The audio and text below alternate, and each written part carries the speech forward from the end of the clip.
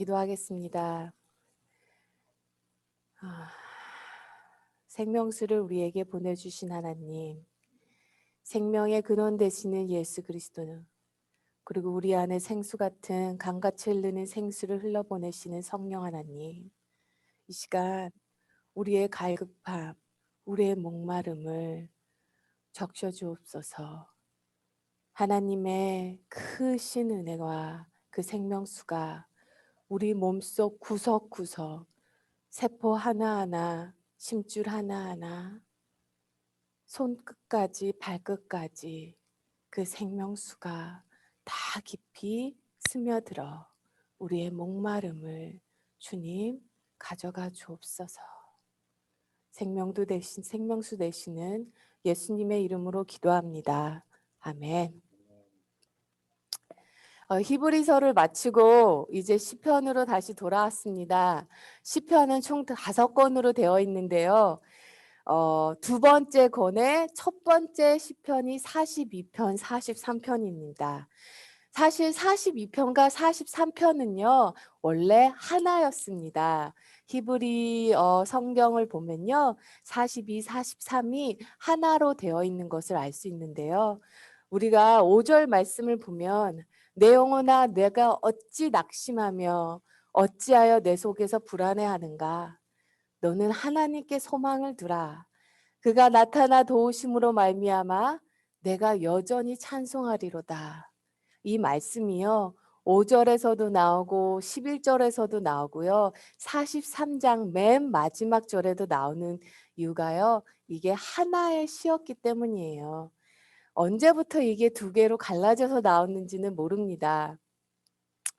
표제예요. 고라 자손의 마스길이라고 표시되어 있는데요. 이것으로 우리가 알 수 있는 것은 두 개입니다. 첫 번째는요. 사실 고라 자손은 레위의 증손이었는데요. 다윗 시대 이후부터 찬양을 담당했던 사람들입니다. 즉 42편, 43편은요. 노래로 불러졌다는 거예요. 그리고 또 다른 하나는 마스길이라는 말이 있는데요. 사실 마스길의 말의 뜻이 정확하게 뭔지 모릅니다. 다만 마스길이 원어가 갖고 있는 그 뜻이 가르키다라는 뜻을 갖고 있거든요. 그래서 성경을 번역하는 사람들이 신학자들이 교훈시라고 말하기도 합니다. 근데 사실 정교하게 다듬어진 시라는 뜻도 갖고 있어요. 우리 42편은요, 너무나 잘 아는 사실 시편이잖아요. 시편을 묵상하는데요. 42편의 시가 너무나 우리 가슴속 깊이 스며드는 이유가요. 우리 너무 바쁘게 살고 너무 고단한 하루하루를 보내는데요. 내가 얼마나 힘든지 모르고 그렇게 하루하루를 살아갈 때 그러다 시편 42편을 딱 읽으면요. 아, 내가 참 힘들게 살아가고 있구나. 고단하게 살아가고 있구나. 내 스스로에게 위로가 되는 시인 것 같아요. 1절 말씀 하나님이여 사슴이 시냇물을 찾기에 갈급한 같이 내 영혼이 주를 찾기에 갈급하나이다. 여기서 사실 사슴이 시냇물을 찾는다는 이 목마름은요. 그냥 일반적인 그런 갈증이 아니에요. 이게 원어가 갖고 있는 뜻은요. 사슴이 울부짖으며 시냇물을 찾았다는 것은요. 한참 더운 여름날 사슴이 목이 말라 시냇물을 찾았는데요. 가뭄으로 시냇물이 말라버린 거예요. 사슴이 가뭄으로 마른 시냇물을 바라보며 어쩔 줄 몰라 울부짖으며 그 목마름에 부르짖습니다. 그런 목마름 속에 시편 저자가 하나님을 찾고 있다고 합니다. 시편 42편이 독특한 게요. 다른 시편을 우리가 이제까지 읽어보면요. 하나님 내가 주께 범죄하였으니 내가 심히 괴롭습니다. 뭐 이런 다윗의 시도 있고요. 내 원수가 나를 공격해 오니 주님 나를 도우소서. 내가 괴롭나이다. 뭐 이런 말이 42편에는 나오지를 않아요. 무슨 이유인지 모르지만요. 시편 저자가요. 마음이 심히 낙심하였다는 거죠. 그리고 내 속에 불안함이 있다는 거예요. 사람들이 자신을 향해 말하기를요. 너희 하나님이 어디 있냐고 한답니다. 네가 그렇게 찾던 하나님이 지금 왜 네 옆에 안 계시냐는 거예요. 사람들이 자꾸 이런 말을 하니깐요. 그 말이 가슴에 꽂혀서요. 이제는 본인 스스로도 하나님이 나에게 진노하신 것이 아닌가? 하나님 나 버리신 건 아닐까? 어찌하여 나를 버리셨나이까? 이젠 스스로도 자기가 그것을 그렇게 고민하기 시작하는 거예요. 모든 신앙인이라면요. 영적 침체에 빠진 경험이 있을 것입니다. 하나님으로부터 단절된 듯한 외로움, 민들레 홀씨 같은 외로움. 그래서 시편 42편은요. 상담학에서 영적 침체에 빠졌을 때 어떻게 빠져나올 수 있는지를 가르쳐주는 시라고 얘기를 해요. 총 5가지의 방법을 알 수 있는데요. 하나하나 좀 이렇게 적으셔도 좋을 것 같아요. 영적 침체에 빠졌을 때 가장 먼저 해야 되는 것은 첫 번째는요. 하나님께 나의 심령을 다 쏟아내는 거예요. 바로 그 자체가 은혜입니다. 사실 하나님의 은혜를 경험한 자만이요. 생수의 근원 되신 하나님께 나올 수가 있어요. 세상의 영을 가진 자는요. 세상 것으로 목마름을 채우려고 할 거고요. 하나님의 영이 그 안에 있는 자에게는요. 생명수 되시는 하나님 앞에 나오게 됩니다. 두 번째는요. 되게 중요한 것인데요. 영적 침체에 빠졌을 때는 진리의 허리띠를 매야 됩니다. 이게 바로 전신갑주를 입으라는 말인데요. 사람은 영적인 존재이기 때문에 진리가 필요합니다.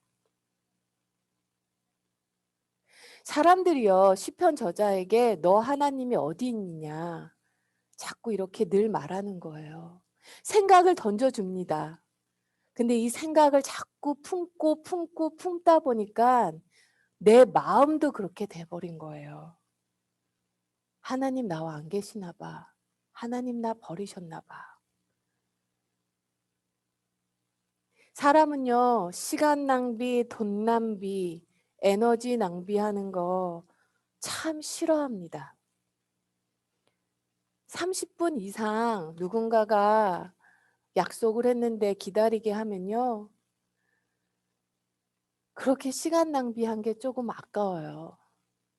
그런데 상대적으로 마음 낭비하는 거에는 그다지 마음을 쓰지 않아요. 우리 마음이 마음대로 흘러가게 그냥 내버려 둡니다. 또 품고 생각 또 품고 같은 생각 또 품고 마음 낭비도 해서는 안 된다는 거예요. 마음 낭비를 하지 않는 방법은요. 감정을 진리로 다스려야 합니다. 내 감정은요. 하나님 나를 버리셨나 봐. 하나님 나와 함께 안 계시나 봐. 내 감정은 그렇게 얘기를 하는데 이제 시편 저자는요. 그런 감정을 진리와 맞서서 싸웁니다. 하나님은 아니야. 2절 살아계신 하나님이야. 8절 나의 생명 되신 하나님이야. 9절 내 반석이신 하나님이야. 43장 2절 나의 피난처 되신 하나님이라고 진리로 맞서는 거예요. 이게 바로 진리의 허리띠를 맨다는 것입니다. 세 번째로요. 사람은 영적인 면이 있지만 또한 정서적인 면이 있기 때문에요. 친구가 있어야 합니다. 신앙 공동체가 필요해요.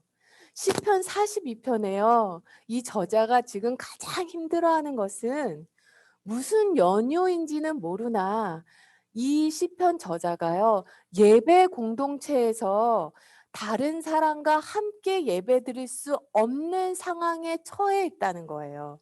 4절 말씀을 보면 이렇게 얘기합니다. 내가 전에는 성의를 지키는 무리와 동행하여 기쁨과 감사의 소리를 내며 그들을 하나님의 집으로 인도하였더니 이제는 이 일을 기억하고 내 마음이 상하는도다. 지난날 자신이여 사람들을 이끌고 하나님의 성전을 향해 기뻐하며 찬양하며 예배드리러 가자고 이렇게 이끌고 갔던 그때, 그 행복한 사람들과 함께 있었던 그때를 떠오르니 가슴이 찢어진다는 거예요.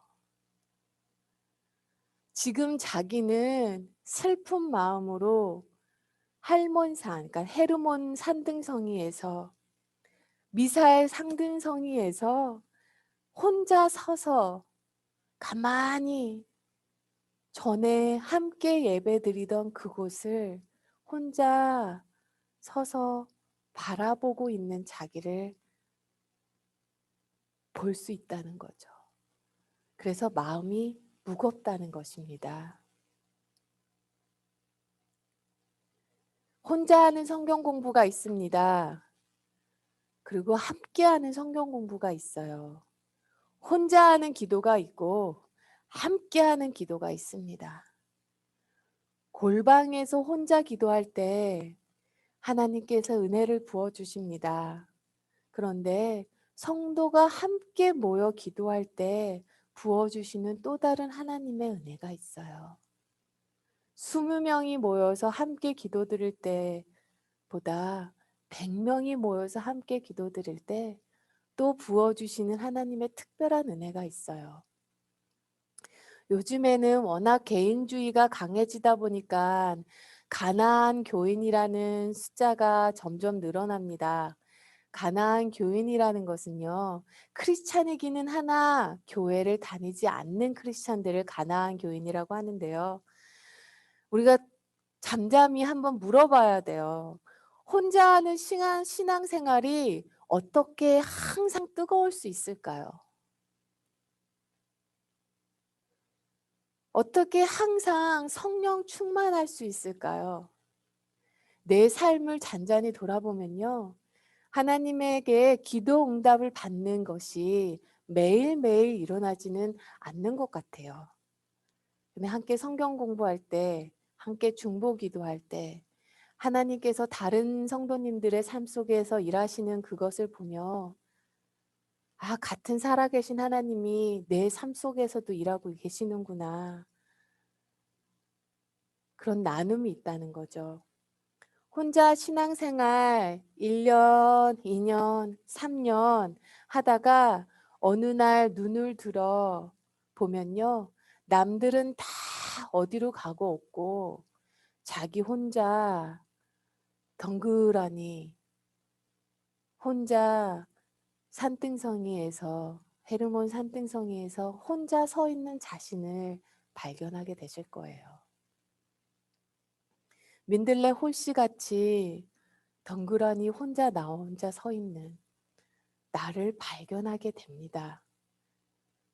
영적 침체에 있을 때는요, 내가 신앙 공동체 안에 있는지 한번 돌이켜 보셔야 돼요. 요즘에 교회에서는 더 이상 강조되고 있진 않지만요, 우리가 함께 예배 드릴 때 무슨 일이 일어나는지 아십니까? 하나님께서 우리의 찬양을 받으세요. 이곳에 천군 천사가 가득히 메웁니다. 그리고 하나님께서 우리의 기도를 받으세요. 예수님께서는 두세 사람이 모인 곳에, 예수님의 이름으로 모인 곳에 주님도 그 가운데 반드시 계시겠다고 약속하셨어요. 그리고 예배 중에요, 하나님의 말씀이 선포될 때 죽음에서 생명으로 옮겨지는 놀라운 성령님의 역사가 일어납니다. 무엇보다요, 제가 보기에는 혼자 하는 신앙생활으로는요, 최소한 예수님이 원하시는 삶을 살기가 힘이 듭니다. 예수님께서 우리가 원하시는 삶은 뭐라고 명하셨나요? 서로 사랑하라. 서로 기도하라. 서로의 짐을 나눠주라. 성도에게 필요한 것을 서로 나누어 주라. 성령 안에서 하나 된 것을 애써 힘써라. 서로 섬김으로 그리스도의 몸된 교회를 더욱 강하게 세워라. 각 지체가 서로 도와 같은 각자 맡은 일을 잘 해내도록 서로 도와라. 이 대다수의 일들이요. 서로가 있어야지 가능한 일입니다. 갓난아이가 태어났으면요. 부모가 없다고 해도 누군가가 옆에서 기저귀 갈아주고 분유 주면요. 아이가 잘할 수 있을까요? 아마 아이는 잘할 수 있을 거예요. 그러나 그 아이가 optimize level, 그러니까 최상의 단계까지, 최고의 단계까지 잘할 수 있다고는 말할 수 없습니다. 부모 없이 갓난아이가 최상의 수준으로 성장하고 성숙할 수 없는 것과 같이요. 신앙 공동체 없이 갓 태어난 성도가 깊은 신앙인으로 자라기는 아주 힘이 듭니다. 네 번째로는요. 사람은 영적인 존재이자 또 육에 속한 존재입니다. 그러기에 너무 피곤하면 낙심하게 됩니다. 히브리서 12장 3절에 이런 말씀이 있어요. 너희가 피곤하여 낙심하지 않기 위하여 라고 말합니다. 그러기에 영적 침체에 빠졌을 때 몸 상태를, 몸의 컨디션을 돌봐야 해요. 42장 3절에 보면요. 이런 말이 있습니다. 내 눈물이 주야로 내 음식이 되었도다. 이 말은요. 식욕도 없고 제대로 먹지도 못하고 하루 종일 눈물만 흐르고 잠도 자지 못하는 상태라는 걸 알 수 있어요. 목사가 되기 전에 의사였던 말틴 로드 존슨 목사님께서 시편 42편 3절을 설교하셨는데요. 이런 설교 중에 이런 말씀을 하셨어요. 아무래도 의사 선생님이었기 때문에 이렇게 설교하셨을 수 있었던 것 같습니다. 하시는 말씀이 누구든지 당신이 예수님만 믿기만 한다면 몸의 컨디션은 그다지 중요하지 않다고 믿는다면 당신은 곧 그것이 착각이었음을 알게 될 것입니다. 영적 침체나 우울증으로 몸이 아프기도 합니다. 그러나 몸이 아픈 사람이 마음이 아프기도 합니다. 몸이 아프거나 컨디션이 좋지 않아 우울감에 빠지거나 영적 침체의 공격에 노출되기 쉽습니다. 그러나 몸이 건강한 사람은 영적 공격에 더 잘 대응할 수 있습니다. 이것은 신앙생활에 매우 중요한 것입니다. 사람은 자기가 얼마나 힘든지도 모르고 열심히 하루를 살아가요. 그러다가 이제 지쳐서 나 이제는 쉬고 싶다 해서 중간에 무너지는 거죠. 자연을 연구하고 동물의 세계를 연구한 서강원 씨가 쓴 책이 있는데요. 책 제목이 사자도 굶어 죽는다라는 책이에요. 그분 말씀이요. 사자도 굶어 죽는다는 거예요. 사자 생존율이요. 30%밖에 안 된다고 합니다. 저도 깜짝 놀랐어요. 우리 생각에는요. 사자는 정글의 왕이기 때문에 백전백승할 거라고 생각하는데요. 사자도요.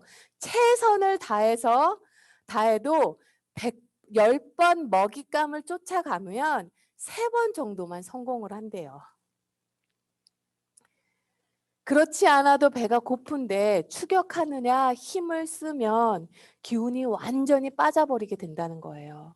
그렇게 사냥을요, 몇 번 실패하고 나면 죽음을 맞이해야 된다는 거예요. 그래서 칼라하리 사막에 있는 살아남은 사자들은요, 이 30%의 사자들은요, 이것을 너무나 잘 알고 있기 때문에 함부로 추격하지 않는다고 합니다. 정확한 공격할 나타나기 전까지는 함부로 그냥 쫓아가지 않는데요. 힘이 있을 때 더 조심한다는 겁니다. 사람이요, 열심히 올라갈 때는 열심히 최선을 다해 올라가요. 그런데 내려올 힘을 남겨두지 않은 거죠. 그래서 어떤 분이 그러시더라고요. 열심히 올라가긴 하나 내려올 땐 힘이 없어서 굴러서 떨어진다고. 사람은 영적인 면이 있지만 육적인 면이 있기에 약이 필요하고 휴식이 필요할 때도 있습니다. 마지막으로요. 참 중요한 건데요. 우울하고 침체되어 있는 나 자신을 향해 내가 말을 걸어야 합니다. 내 스스로에게 설교를 해야 한다는 것입니다. 사랑하는 성도 여러분, 하루에 몇 번이나 자기 스스로에게 설교하시나요? 자기 스스로에게 설교하시는 설교문이 있으십니까? 저는 마음이 그냥 순간순간 무거워질 때가 있잖아요. 아니면 아침에 일어날 때 조금 힘들 때, 어, 이럴 때 스스로에게 설교하는 것이 있어요. 하나님 나를 사랑하시고 예수님 내 죄 용서하시고 성령 하나님 내 안에서 나와 함께 하시니 내게 부족함이 없으리로다. 이렇게 내 스스로에게 선포하는 것이 참 중요해요. 사실 오늘 시편 42편은요. 기도문이 아니에요. 시편 42편은요. 자기 스스로가 자기에게 고백하는 거예요. 자기 스스로가 자기 영혼에게 명령을 합니다. 물어봐요. 내 영혼아 너 어찌하여 그렇게 낙심하고 있니? 내 속에서 불안해하고 있니? 네가 불안해하는 거는 뭐니? 혹시 이렇게 물어보신 적 있으신가요? 너 뭐가 그렇게 무섭니?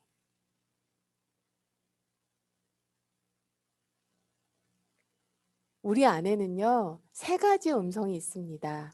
성령님의 음성을 들을 수 있고요, 사탄의 음성을 들을 수 있습니다. 또한 자아의 음성도 있어요. 내 안에 작은 음성이 있습니다. 난 부족해. 내 옆에는 아무도 없어. 아무도 나를 사랑하지 않아. 아무도 나를 고마워하지 않아. 나 혼자야. 해도 안 될 거야. 사람은요, 성공할 때 자신이 계속 성공할 거라는 착각이 있대요. 근데 또한 자신이 실패했을 때 계속 실패할 거라는 착각도 있대요. 이때 자기 자신에게 스스로 물어봐야 한다는 거예요. 너 왜 그렇게 마음이 낙심하고 있니? 왜 그렇게 속상하니? 뭐가 그렇게 속상하니? 뭐 때문에 그렇게 불안하니? 하고 스스로 물어봐야 한다는 거예요. 그리고 거기서 끝내시면 안 됩니다. 바로 예수님께 나아가야 돼요. 너는 하나님께 소망을 두라. 그가 나타나 도우심으로 말미암아 내 하나님을 여전히 찬송하리로다. 베드로도요, 유다도요, 둘 다 실패했어요. 베드로도 유다도 둘 다 예수님을 떠났습니다. 둘 다 실패하고 둘 다 절망한 건 마찬가지예요. 둘 다 자신이 한 일을 후회했습니다.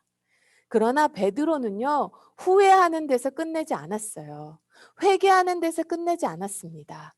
주님을 바라봤어요. 그리고 살았습니다. 그러나 유다는요, 후회하는 데서 끝냈습니다. 그리고 자살을 합니다. 후회하는 데서, 회개하는 데서 끝내시면 안 돼요. 주님 바라보는 데까지 나아가셔야 됩니다. 우리의 목마름을 해결하기 위해 십자가에서 죽기까지 목마르셨던 예수님 바라봐야 됩니다. 누구든지 목마르거든 내게로 와서 마셔라. 생명수 되시는 주님께 나아가야 돼요. 어떤 피조물이라도 눈에 보이는 것이든 눈에 안 보이는 것이든 그 무엇도 우리를 우리 예수 그리스도 안에 있는 하나님의 사랑에서 끊을 수 없게 하시기 위해 예수님께서 십자가 위에서 한 번도 경험해 보시지 않으신 삼위일체의 하나님, 한 번도 경험해 보지 않은 하나님과의 단절을 예수님은 십자가 위에서 경험하셨어요. 우리를 하나님의 사랑에서 끊어지지 않게 하기 위해서요. 우리가 절대 외롭지 않게 하기 위해 십자가에서 외로움 속에서 나의 하나님, 어찌하여 나를 버리셨나이까? 절규하신 예수님을 바라봐야 합니다.